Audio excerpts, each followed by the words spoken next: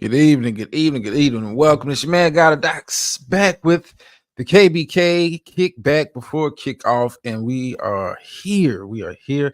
How you doing, Miss Teresa? It's always a pleasure. Hope everybody had a very good week, man. We are looking forward to a very good weekend sports wise. It's just a lot of good games, not just with the professional, with college football and it's a lot of stuff going on. It's that time of year, man. It's that time of year.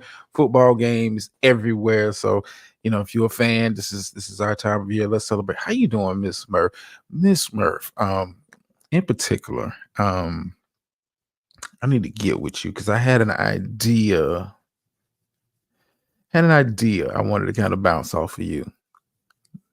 Had an idea, but you know, we'll kind of leave that right there. Remind me at the end of the show. But anyway, like I said, hope everybody's having a very good day, man. And so let's kind of get into it. Tonight's episode is open panel, open topics. Y'all know how we do on the Friday show. I like the engagement, but if not, you know me, I get up here and run my mouth as long as humanly possible. But if you saw the title of tonight's show for KBK, fan or fanatic. I was recently on Twitter, and I was for whatever, something about social media, especially on Twitter, when you follow, you start looking at something, the algorithm starts to push it to you. And I stumbled across a recent fight that happened at an Atlanta Falcons and New Orleans Saints games where a Saints fan appeared to be getting stomped out in the stands of the game. And it just kind of snowballed from there with the kind of stuff I was getting. And it made me kind of think like, are you a fan? Are you a fanatic? And I know fan is, technically short for fanatic, but some people have an unhealthy, I would say, I wouldn't call it obsession. I would just say unhealthy. Most are all fanatics. I could agree with that to a degree. I could agree with that to a degree. But most of them have a unhealthy connection or to a team. And it is not something, to me, I don't want to get too far ahead with the material, but it is not something that I feel is reciprocated by the team. It's nothing wrong with being a fan, nothing wrong with being a supporter, whether, we're not just talking about just the world of sports, anything entertainment, anything you support, any organization, calls. There's nothing wrong with being, a fan of what someone is doing and being supportive of them in terms of, buying merchandise. You can be a fan of a Kendrick Lamar. You can be a fan of a Drake. There's nothing technically wrong with that because you're not stepping over into illegal, I would say illegal or irrational activities. And I think most of us are on that side of the spectrum where, we have a favorite team, we have a favorite artist, whatever that is, and we support them. We keep up with them. We keep track of them. When they lose, we kind of feel down. When they win, we kind of feel up. And then, we have that kind of a connection as a fan. But do you have those that teeter over into what I like to call the fanatic? Goes a step too far, coloring outside of the lines. Yeah, so Matt, Teresa, yeah, most of them are half insane. And I recently did some, did a little research, this week in regards to like, how long has this behavior been kind of going on? What causes this kind of behavior? And, here's the thing. I did a search and the first incident in regards to the world of sports where we're talking about violence breaking out, riots, that kind of stuff over a sporting event goes back to like 1879, where 2,000 fans during a soccer game were upset by a call made by an umpire and rushed the field. And a riot broke out. That would, for me, cross over into the realm of being a fanatic. And you have to ask yourself sometimes, like, even as a fan, like, how truly invested you are in, your team, your favorite artist, how invested are you in their success, their failures? Like, how truly, like, is your day completely ruined? Is your week completely ruined because your team lost the game? Is are you upset when you hear negative reports of like your favorite entertainer might be in the news? Like, much has been made about, I'm kind of go over to entertainment just a bit. Much has been made about the situation going on with P Diddy in regards to his behavior, and that kind of stuff, the investigation that's going on with him, the indictment, the charges and whatnot. Um, the situation with Garth Brooks has gotten um a little national attention, but nowhere near the coverage of that. But that makes, how does that person that supports Garth Brooks, his music, has paid tickets to go to his concerts, paid tickets for his were paid for merchandise, has bought his albums. How does that fan feel? To me, it can be unhealthy. It can be very unhealthy. Like when you look at the recent events, like that's like on your social media, fights breaking out at basketball games, fights breaking out at football games. How much of that can be attributed to alcohol being involved? And this is where you kind of get into a weird kind of a gray area when we're talking about having alcohol at sporting events. Anybody that has ever been to a football game, has ever tailgated at a football game, listen, the game may start at 1, but the tailgating partying starts way earlier than that. Alcohol is being consumed. You hope is being consumed responsibly, but it's not on the team or owners of the building or city officials to really regulate that. Just, hey, you're tailgating, as long as no quote unquote violent behavior is happening, they kind of let you be. But think about that. Tailgate starts at 10. They've been drinking for a good, let's say gates open. Let's say the gates open at 12. They've been drinking for a good 2 hours before the gates even open. A good comfortable 3 hours before the game even starts. Then you get into the stadium and it's even more alcohol.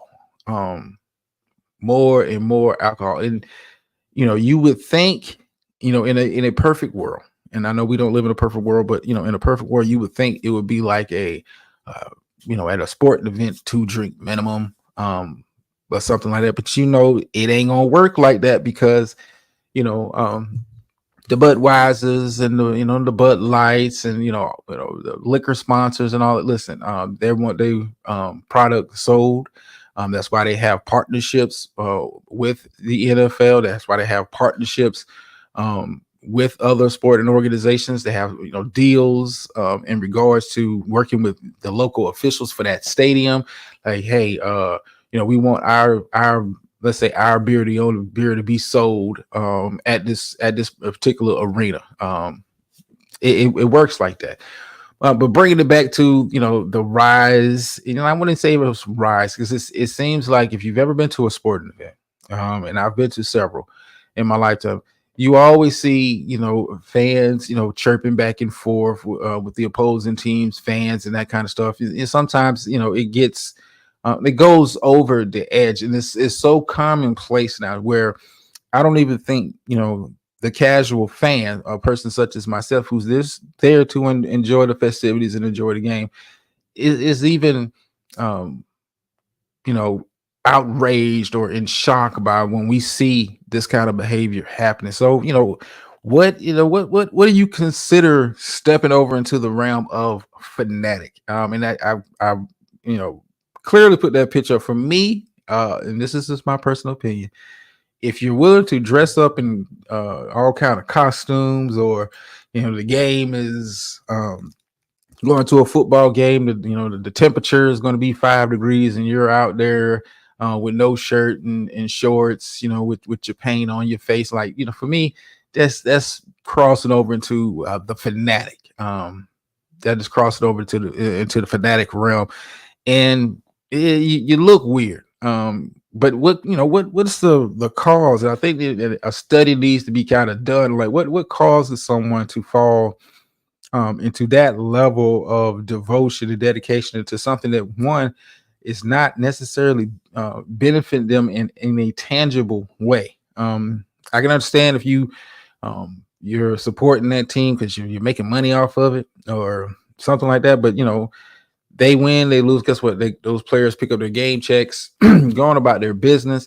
Um, where they don't really care if you go home sad or you go home happy. It's like, hey, we did what we came to do. We played the game, we did our job, going about your business. It seems like a very unhealthy, when you really look at it, it's very unhealthy connection. And I think those people that have that level of dedication to something like that, they might want to get checked out, man. There might be something they need to get checked out, because for you to have that level of commitment to something that does not benefit you in the least bit, with something tangible, and willing to risk jail time, willing to risk you know your loss of wages. We've seen people who've cut up at sporting events. It became viral. Then their job got rid of it because of how it looked. What is really going on in your mind? That's druggy. Well, I don't know if it's druggy. I don't know. What's going on with the fraud? I don't know. Is this something you have to kind of take a look at? I think someone needs to kind of take a look at it. And I would really, I wish these sport leagues would kind of really take a real close look at it, because people have died due to this kind of behavior at sporting events. And I know it's not the responsibility of the team or the owner of the building to, like, hey, we guarantee your protection, because a fight breaks out. In the upper deck. By the time security kind of gets there, fight is over. Guys beaten or unconscious, or whatever has happened at the time is over with. You make your arrest from there, but you can't guarantee the physical. And I know they try to say they can, but you can't really guarantee the physical safety of everybody at a sporting event. You really can't control what's going through a person's mind, and you have the fan that is there to enjoy it, but then you have that fanatic, and you've seen this not just with the NFL. And I got NFL people up there because we're American, but this stuff happens at cricket matches. This stuff happens at soccer matches, and then it's been happening for a very, very long time. And I think somebody really needs to kind of do a study and find out what causes them people to what makes them tick, what drives them, what motivates them to go above and beyond in support of a sporting team or organization or player or musician. What makes them act like that? Listen, I grew up listening to the bigs and Pox of the world, but other than buying the music, and that kind of stuff, like, yeah, I might have had a poster or two up, but other than that, I wasn't trying to emulate them, emulate their behavior to a degree where I found myself in a legal situation. Like, I was like, I'm a fan, I like your music, but I understand it's what it is. This is music. But you have those that will cross that line, will that's what they call it now, stalk someone from place to place, and break into their home, and hang outside their house. Like, you have weird old behavior, and I think somebody really need to kind of do a study on that kind of weird old behavior and see what the root of the cause is. As we kind of, and that is something, put that thought into your head, and this is kind of the question I want you to walk away with, not just with the sport and stuff. What's going on, Germ? How you doing, Dr. Nikki? I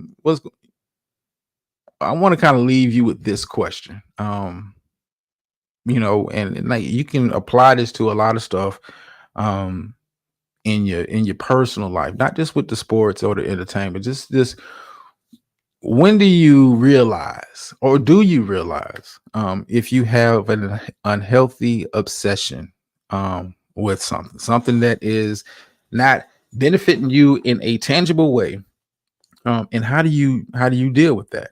I think that's a question we all need to kind of ask ourselves when we um, choose to do some of the things that we do, interact with, some of the people that we associate with that, hey, I'm a fan of a football team, but I'd be damn if I'm dressing up in matching uniforms with you, and I'm not painting my face with you, and I'm not going to be, screaming at the top of my lungs, losing my voice, willing to fight somebody at a football game. But just ask yourself that what keeps you from crossing over that line from being a fan to being a fanatic? What stops you from being overly obsessive with something to that degree that is not, at the end of the day, is not providing you with any tangible positive, I would say this, tangible positive results? Like, your team lost, is it enough to turn around and want to beat your wife or beat your kids because your team lost? You've seen incidents of that happening. Or um what's going on, Tree? Yeah. This is a question. This the question. You can kind of answer that amongst yourselves, or whatnot. Or you can like, share, and subscribe, leave comments. I answer as much as I can. Moving on to other material that I wanted to kind of touch on. That kind of was on the plate. I did tell Gator Girl I was going to do part two of the NIL stuff. But that is the discussion I did want to have with her. But she shows up, she shows up. She don't, we'll pick it up another day. What else did I have? I had something else on tap, and I've been running my mouth so much I've kind of forgot it. Oh, okay. So we talked about this earlier this week, about the difference between the passion, I would say the passion, or the commitment level between, and it kind of ties into tonight's discussion. How you doing, beautiful? Um, it kind of ties into the tonight's discussion, where why are people so I guess more supportive of college football? And the atmosphere is a lot more different, a lot more passion, a lot more pageantry at a college football game versus a pro team. Like, you can have a team, for example, you can have the Tampa Bay Buccaneers or the Jacksonville Jaguars or the Miami Dolphins. They'll be doing very well. They'll sell out. Fans are there to support, but it's a different kind of energy when the U is winning and on top. It's a different kind of energy when Florida State is winning and on top, and vice versa. The Florida Gators are winning and on top. This is, I think, the level of passion and dedication from the football fan, it seems to lean more towards college football. And the reason why I think that is um, for one, it's easy, I think, for a lot of people, especially in the southeast area. Football is life, and not just college football, but high school football, Pop Warner football. Football is life. When you're raised in that kind of an environment where football is, kind of like the thing to do. And I'm gonna keep it at football. Some people are basketball crazy, but most people in the South are football crazy. You're showing up to all the Pop Warner games. That is a big thing when you have the you know Pop Warner Peanut Bowl or something like that, all the way up through high school, where going to the high school games. Hey, some places, businesses will shut down or reduce business because they know, hey, everybody is at the big high school football game, with the rivalry from a team from another city or across the county, or wherever. It's just different in those areas, and it extends all the way up into college. And I think in a lot of places in the South, college football is the peak for them. Is the peak for them for football, because in a lot of locations, namely, let's say Alabama, Mississippi, don't have a real professional team that they can support. So when they, college is the pinnacle. You think about it. I don't know how many of y'all have ever been to a big time college football game. Listen, I've had the pleasure of being at the Iron Bowl for Auburn, Alabama, Roll Tide. I've had the pleasure of being in Tuscaloosa for Mississippi State, and Alabama.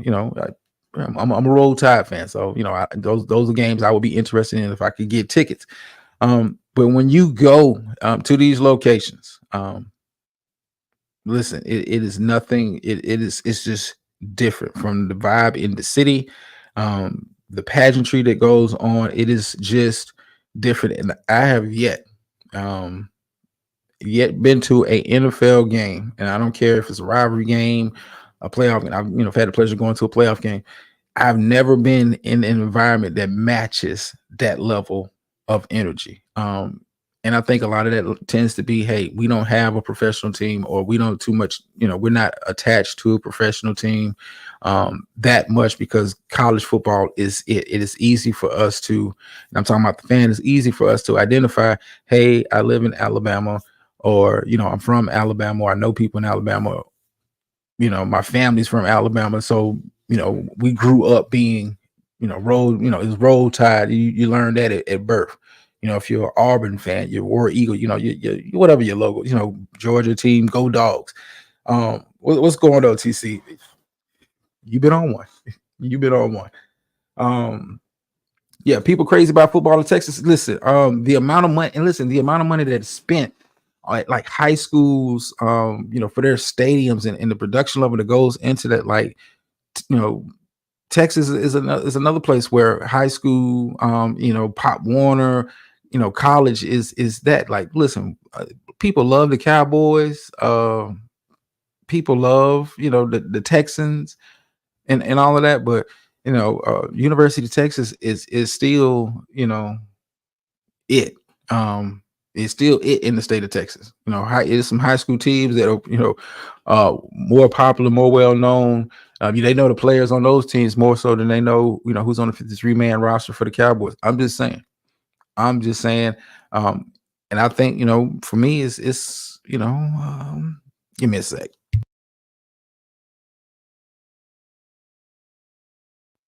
Okay, I'm back. My bad. Hey, get a little bit of brother. Your brother's rusty. Your brother's rusty.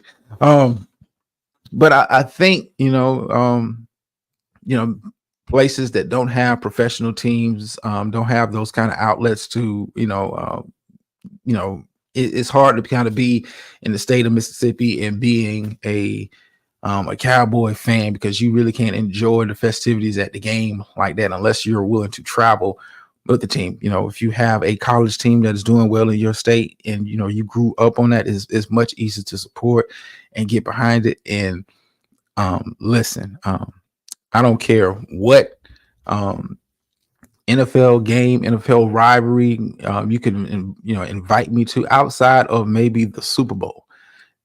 Nothing matches the level of intensity and passion at a college football than college football. Nothing.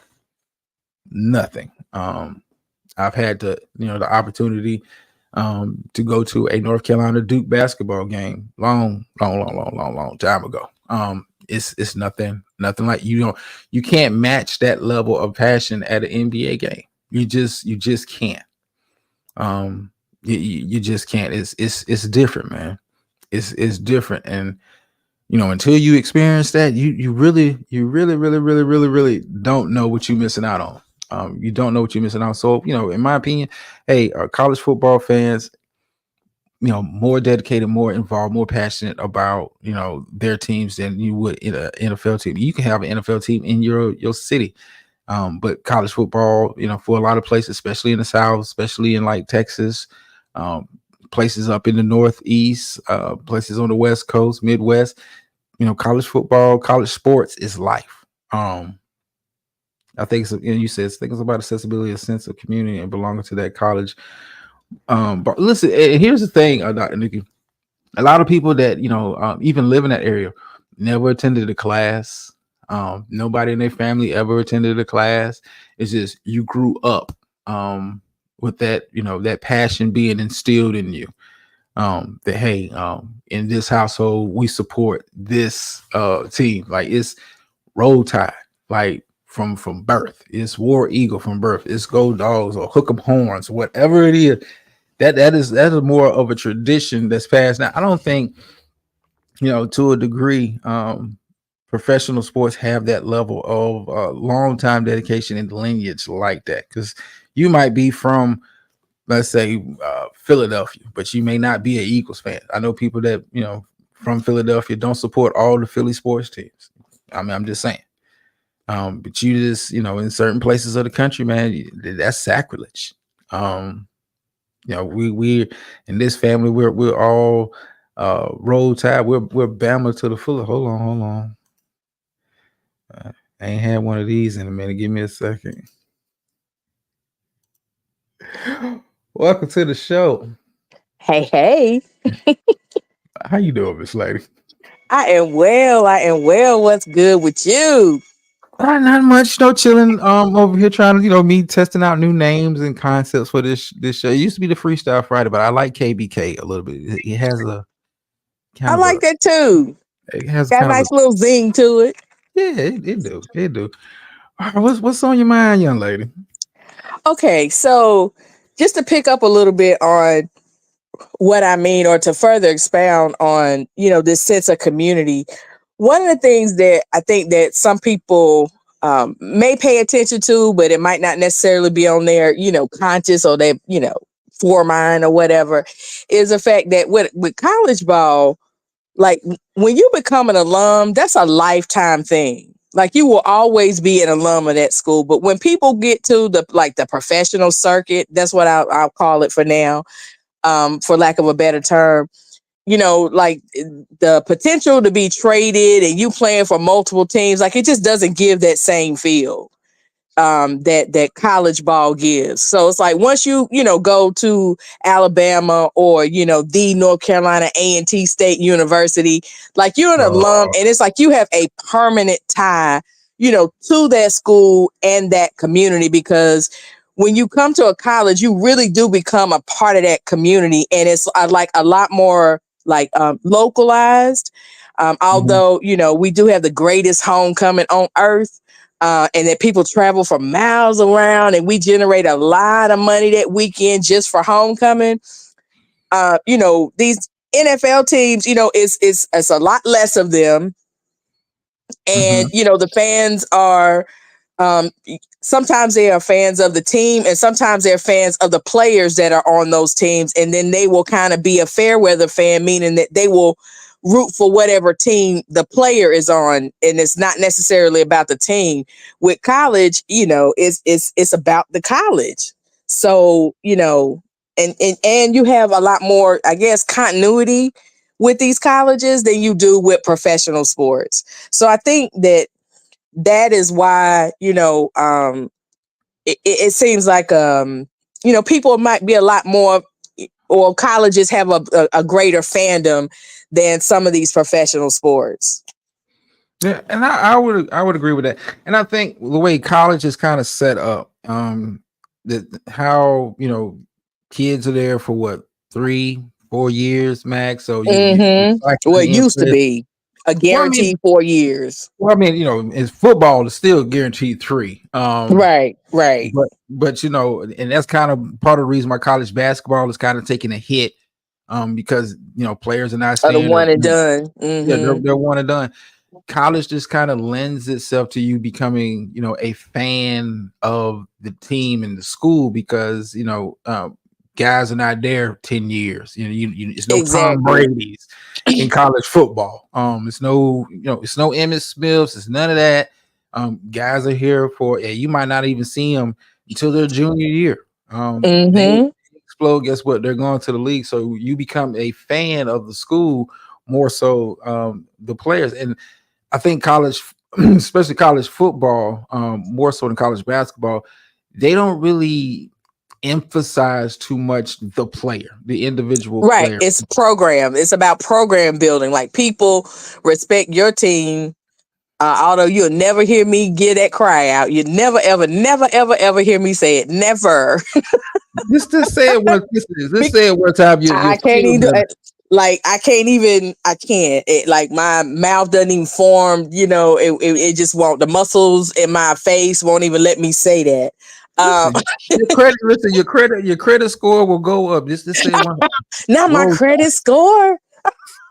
Look, I might say it if my credit score goes up. Now, if you can prove that, I will yell it from the rooftops.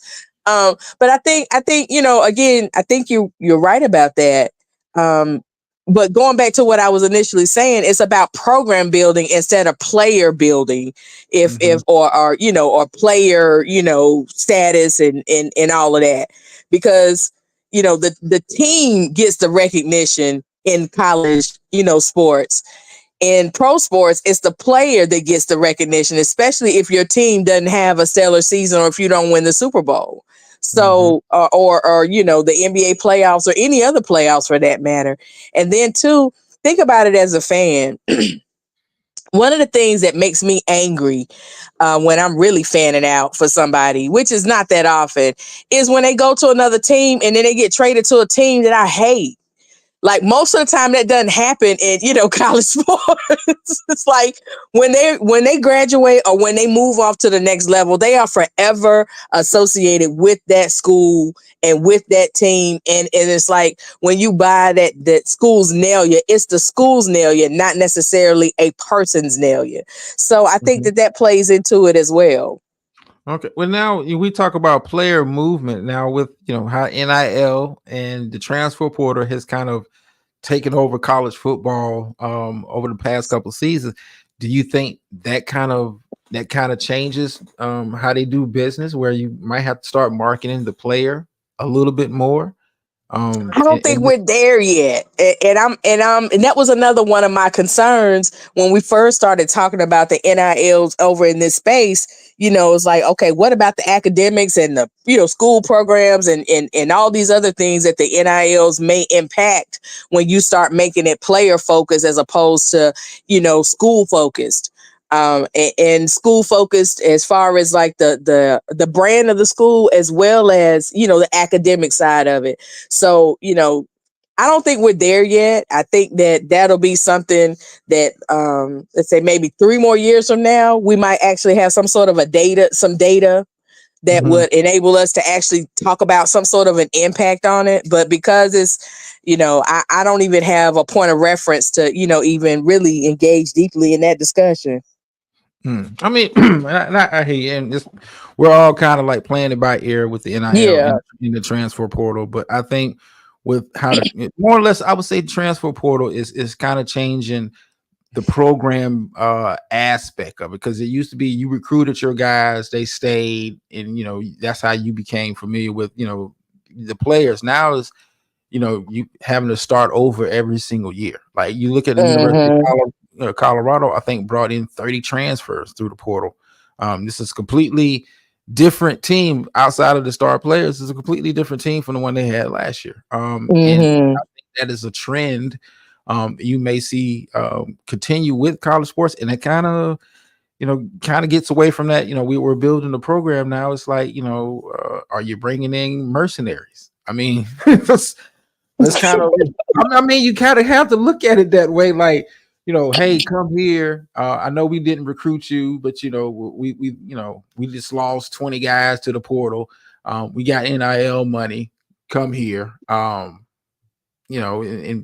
I don't know. It gives off, a bit of a mercenary type feel, because these guys are not homegrown talent. You didn't see him as freshmen. They didn't, pop on your screen as a freshman. Like, Hmm. oh, I remember him. He played at such and such last year, or he played. Exactly. Like, I think it kind of changes the scope of things. I think college football will still have the, to me, it's a step above as far as the level of dedication compared to pro. Because you can't match that. It's nothing with pro sports that has any kind of pageantry. It's no, oh, this is rivalry weekend. We got this going on here and this going on. It's not even like a week. So homecoming for HBCUs. I've been to a couple of them. It's a week long type thing. It's stuff Oh, for going on. sure. We going from Sunday to the next Sunday, Sunday to Saturday, 24/7. And that's even evolved, as far as, because like I remember when I was in college, we didn't have day part. I mean, we had day parties, but they weren't like day parties. Hmm. They were kind of like, oh, we're gonna meet in the, in this person's residence hall or, the room or whatever. We gonna party on the slide, we cutting class or whatever. But no, like it is big. Like you actually have promoters who, come in. Like the concerts don't even belong to the schools anymore. It belongs to the promoters and the city. Mm-hmm. I remember sitting in, hot gyms, watching a comedy show. And then, the gym is even hotter because that's where the concert was going to be as well. And the step show and everything was like in the gym. To me, I thought those were better shows, just because you already knew what it was. But now it's like, everything is definitely been taken over by promoters and, on a much, even larger scale. Now, I mean, I remember waiting for people to reveal who was coming for the concert and the comedy show and, and all of that. But I did want to back up and say something else too, that I see that is different. Mm-hmm. Also with the changeover in staffing, you know, like with your team, it's like, oh, I played for Nick Saban. It's not necessarily, and then Alabama comes afterwards. So it's like Nick Saban and Alabama, become like synonymous. Like they're interchangeable words, this. Whereas with professional sports, I don't think anybody cares about who the coach was of the team with the player. It's about that player. Like the conversations are just completely different in the way you identify and even market, these things. So I don't know. Like I have to agree with you on this college thing, and you definitely brought something, for me to think about that I don't think I really thought about, like in the way that you're pitching it, and how these college teams really have, and these colleges really have, created lifelong fans. And why is that so? And why do they, the tailgating for college ball is completely different than it is for professional sports. Like you said, it's a family affair, and it's generations, and it's multi-gener, all of that stuff. Yeah. And it's Now, affordable. well, that part too. That part too. It's a lot cheaper. Well, depending. Listen, it depending. I paid a pretty penny to go to an Alabama Auburn football game, the Iron Bowl. I paid a pretty penny for that ticket. And What's a pretty penny? Pray tell. a couple $100 for the ticket. Well, I hope it was all the rage for you. I hope you left that game and you couldn't say words for 2 weeks, screaming out your. No, listen. I'm gonna tell you what the most shocking experience of that was, because What? traveling to the Iron Bowl, and it was in Auburn that year. Mm-hmm.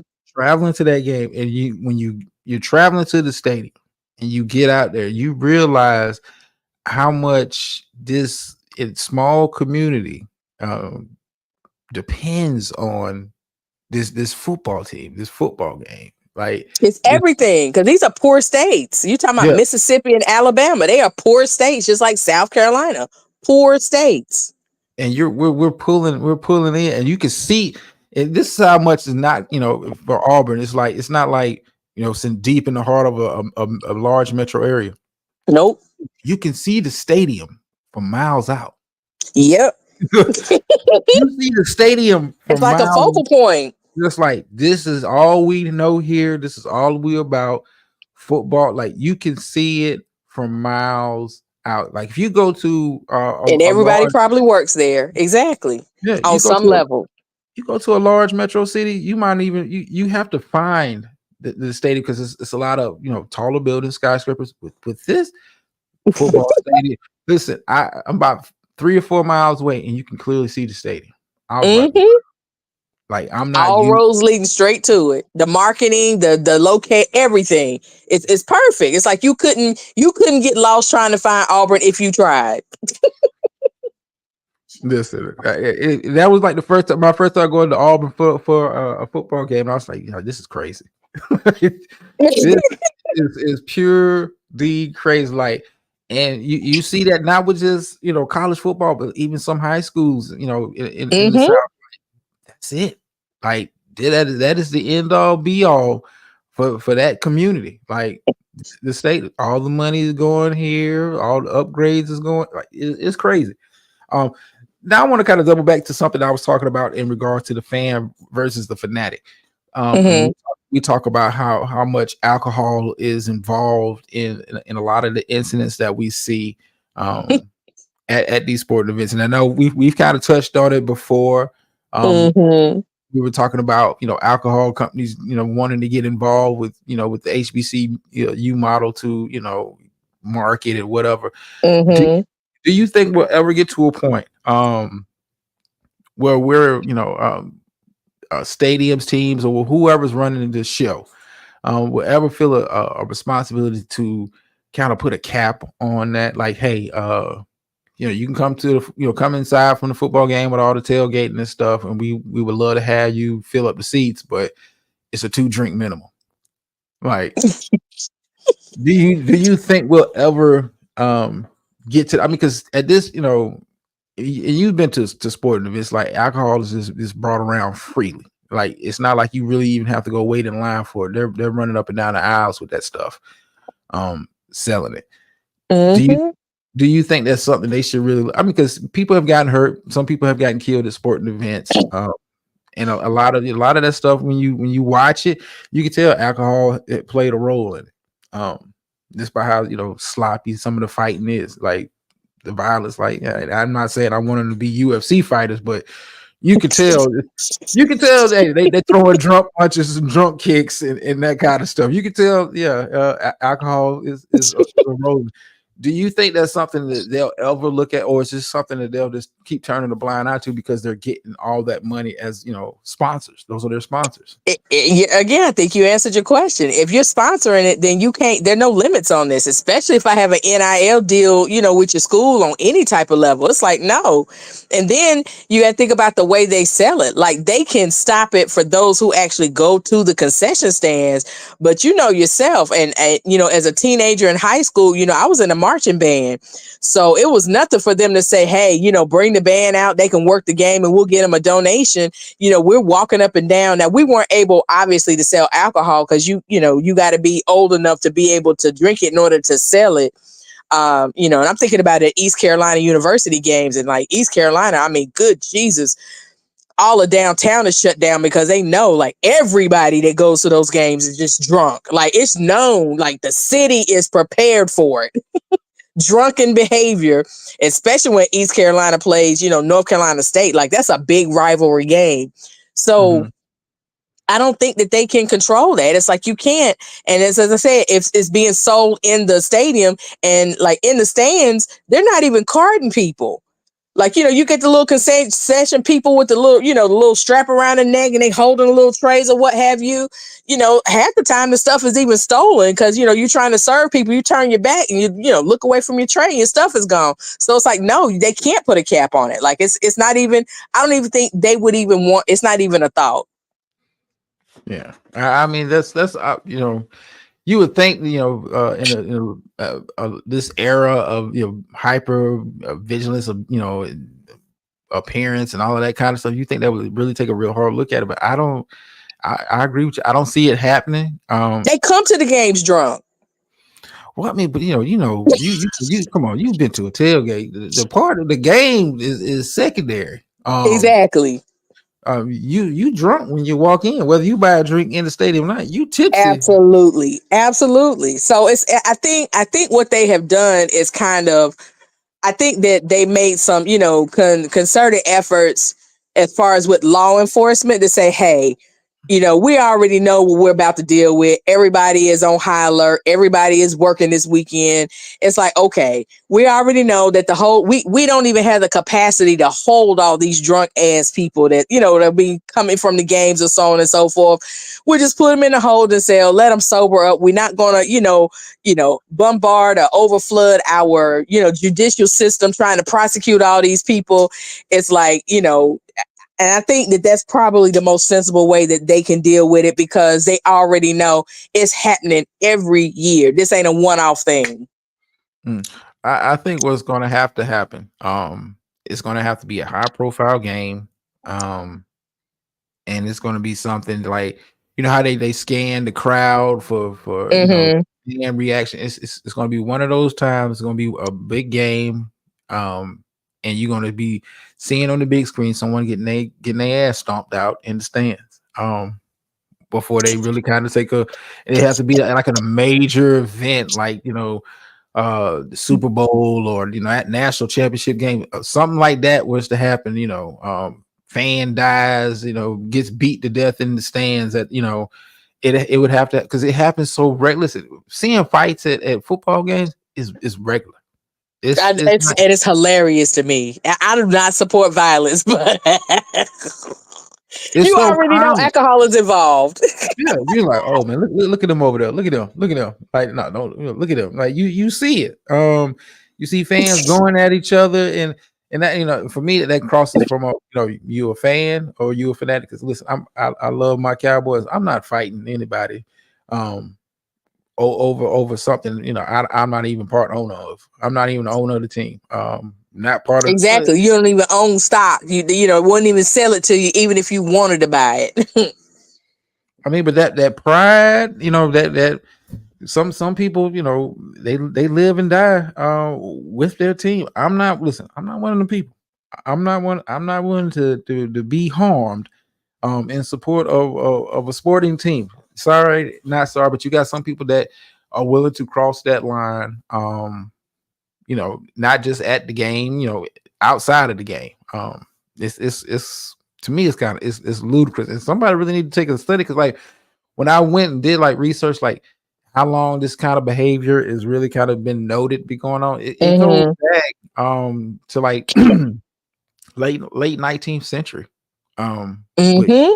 cricket and soccer over there in Europe. Like this is crazy behavior, and it's been going on for so long, and I don't think anybody's really kind of taking the time to study it and kind of find out what the cause is. Like, hey man, what possessed you to climb out the stands and run on the field to attack the referee? What possessed you Or what to possessed you to take all your clothes off and run across the field? Like, well, you start to see that more now. It's just that whole I want to go viral type. I'm like, but what possesses you to risk life and limb and freedom? Because trust me, once you step across those lines to the playing field, you in violation. What possesses you to do that? I'm curious to hear what some of those answers would be in like an official study, because I think that needs to be kind of studied. Like, why would you come to a game, it's negative 10 degrees and you have no shirt on? Like, I just, as a fan watching at home on TV in the comfort of my heated home, like, look at this fool, like risking your health for that's what? For what? Listen, let me share a really funny story with you. And I'm sharing this because these people actually played pro ball, and I went to school with them. Their dad played pro ball, and two out of the three sons actually played pro ball. One of them went to Seattle, and the other one went to Falcons. And I'll put the names in the back chat for you just so that you'll know who I'm talking about. But I Okay. can recall when we were in high school, it was a high school rivalry game, and their dad came to the game. And when I tell you he was drunk as I don't know what happened in this man's mind that sent him back to when he played ball. But this man ran out on the field and tackled somebody's child. And as he was leaving the field, he was like, well, somebody had to get him. Like, I have seen some crazy I can't even imagine. I'm trying to picture it in some my head. Like, crazy things happen at games, but and this is why his boys are playing, his oldest son at the time.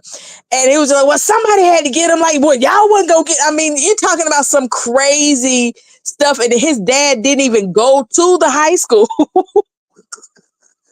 you just But there. people are like, just to your point, people are crazy when it comes to these things, and alcohol is always involved. Always involved. Now, of course, it's a high school game, so we weren't even selling. This dude came lit.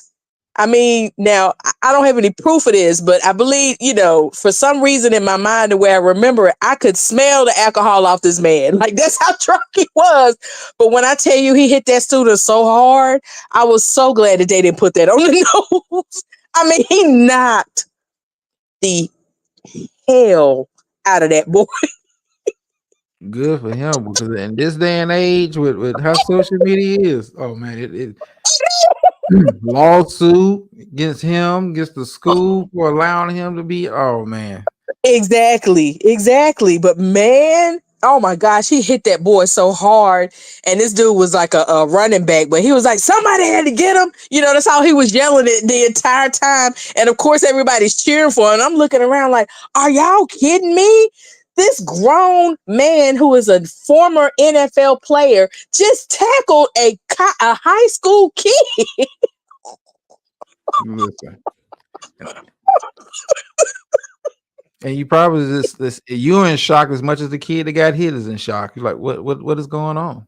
I How are mean, you? he pretty much just like flattened him right on out. I mean, it was the prettiest tackle I'd ever seen in high school. Hmm.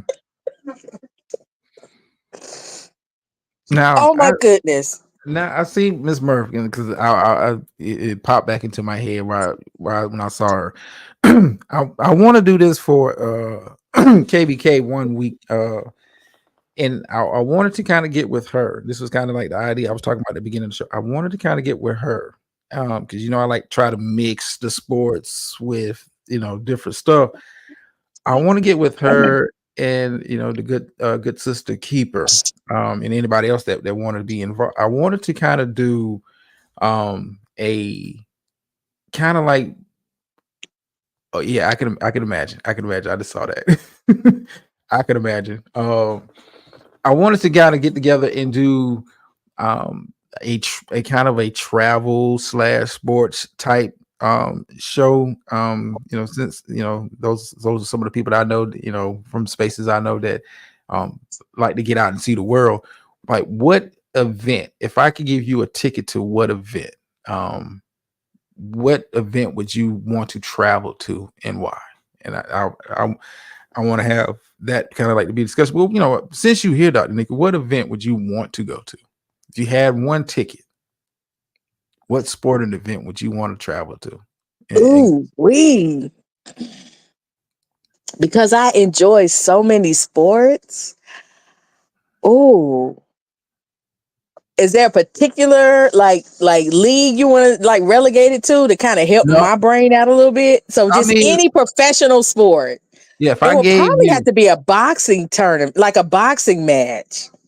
hmm, I wasn't picturing that for you. Yeah, Boxing. it would be a boxing match for me because I've been to like so many, like I've had the privilege of going to so many like professional games and so like I want to go somewhere I hadn't gone and I hadn't been able to see like a professional boxing match and I'm an avid, boxing fan. Hmm. Like I would like to go to Vegas to the Bellagio or like I would love to just go at all of that. Like I would like to see one of those. That's where I would be. We can expand like for a future show.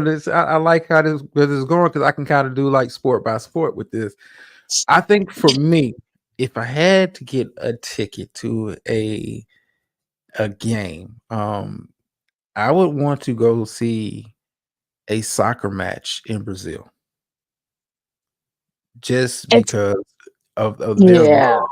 and that fandom down there. Nothing against any other country, but something about Brazil. And I watched a soccer match from Brazil, like doing like World Cup qualifying and that kind of stuff. When that stuff comes around, the atmosphere is this. It's different. And it's nothing, you see, it's big in Europe, but something about Brazil, Colombia, like, Or any of those Latin countries. It's funny. I was just having this conversation with someone about how when I was in college, I studied abroad for a summer, and the host family that I lived with, the son played professional soccer, so I was actually able to go to a professional soccer game. Imagine these same drunk people fighting and fussing in another language. It's even funnier. I don't even want to Josh is nothing like it. And listen, I think when I've seen like brawls and fights happen, I think soccer to me is probably like the most scariest environment because you know their level of love. We talk about college football, their level of love for their team Mhm. is different. Is different. Right. It's a nation. It's not even a local thing. It's like the entire nation is on their back or the Yeah, continent. yeah. But I want to get with a couple of y'all.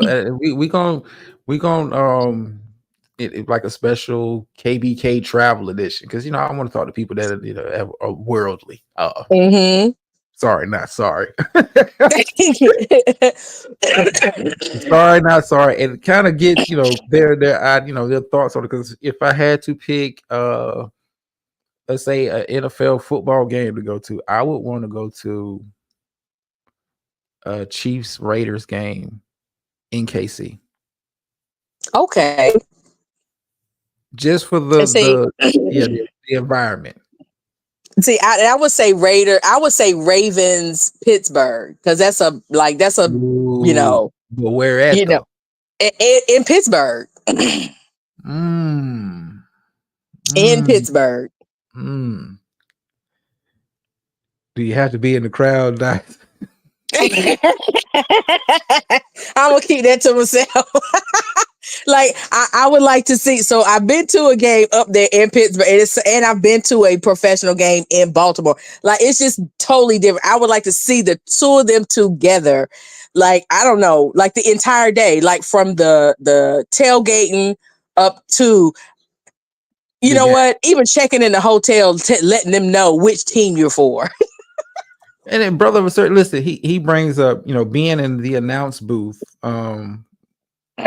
for an NBA Finals Game 7. Like, listen, that'd be a completely different experience than being, just watching the game, listening to people who actually know what the hell they're talking about, breaking the game down for you and watching it from that perspective. That is, listen, I think that'd be a dope kind of show. So I'm gonna Yeah, tell you why that wouldn't work for me. Because sometimes the announcers and the commentators get on my nerves. Because sometimes they talk too much. It's like sometimes I just want to watch the game. Just like shut up. So that would probably drive me nuts. I want to be in the game. Like if I'm on, I just want to be in the. I want to be at the game at the I game. mean, but Like I think don't want about to it. be sitting with Yeah, no analysis and no commentators. but think about it. We're talking about a game 7. If I'm not mistaken, brother of a certain age, maybe you can correct me. The announcers table is courtside. It If is. if nothing but the view. Wow, I don't know. You put you put a little spin on. I don't know. Now, do I got to sit and listen to them? Uh, why they talk like that? We'll say that we're working with it, but I want to get together with those group of people and anybody else that want to be involved and do a show on that probably in a couple weeks. I think that'll be a very very dope kind of a show. You kind of threw me off with the boxing. You kind of I wasn't expecting that one. Yeah, boxing or either a baseball game, like those two. Like again, because I've been to so many. Like I've just been very fortunate to have friends that either have season tickets or I'm pretty lucky with winning trivia games and things like that. Stuff off the radio station. I was just I've just been really fortunate. So No, yeah, baseball. Ooh, I would have and it to. had to be during like the World Series. Yeah, have to be World Series. It couldn't be a Because I've been regular. to regular games. Like I've been to a couple of Nationals games. I've been to, Yeah, I've been to a lot of stuff. yeah. It for me, it'd have to be Game 7 in New York for a World Series. I don't. Really? And the only reason I say New York is because of the nostalgia and the history that's involved with that. Yankee Stadium. Come on.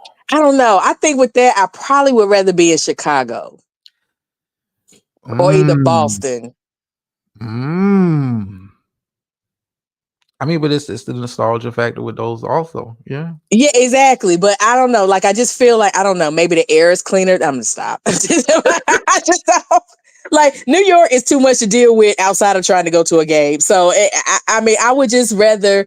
I think Chicago, Wrigley Field, or in Boston, probably so. Like, and I don't root for not one team coming out of Boston, but just to be there to experience, Beantown, during baseball season and all of that. Like just all of that. Like I want to go for all of that. Mm. Miss Murph says the Olympic track finals. Listen, yeah. Yeah, imagine having tickets to, lower level tickets to the men's, women's 100 meters. Now, if it were the Olympics, for me, I think gymnastics is where my heart is with the Olympics. Like for me, because again, there's nothing like I feel like I can run, although I'm not fast, but with the stuff the gymnasts do, I can't do any of that. So it's like I definitely want to see something that I have never done, in my life. That's where I would want to be if I had my choice with the Olympics. It would definitely be gymnastics.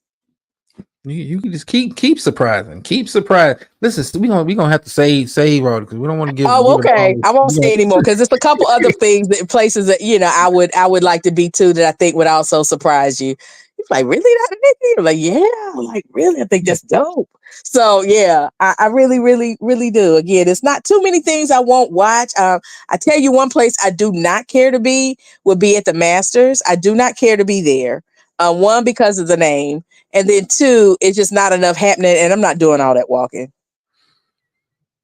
Okay, I can understand that. I can understand that. If I was, see, we'll save it because we'll be up here all night. Saying Absolutely. so. Absolutely. Any final words before we close out to tonight's KBK show? Yeah, the official name is KBK. Yes. Support your local HBCU and Aggie Pride. And I'm out. All right, thank you for coming up, man. As always, thank you for coming. My pleasure. All right. I'd like to be in that Tyson Holyfield fight for the infamous bike. Listen, Miss Murphy, save it, save it, save it, save it. Because I that we'll do that in a couple of weeks. For that KBK show because I saw you and the travel and stuff, and I was like, what would I want to travel for? What kind of sport? And it just kind of leads to a broader discussion. And I think that'd be very dope if I get people who've kind of been around seen some things and whatnot. So and anyway, always a pleasure to for you guys. So I'm thankful. Let me say I'm thankful for you guys taking the time out to listen to little old me, wherever that is, whatever I'm doing. It's always like, share, subscribe, and all the good stuff. Leave comments, leave suggestions for the topics of show. Listen, I'm open. KBK is your show. For the most part, KBK is your show. If you have something you want me to discuss or kind of get into, just let me know. And I'll try to find a way to incorporate what we do around here and end you off with the phrase, sometimes you win, sometimes you lose, but every time you learn.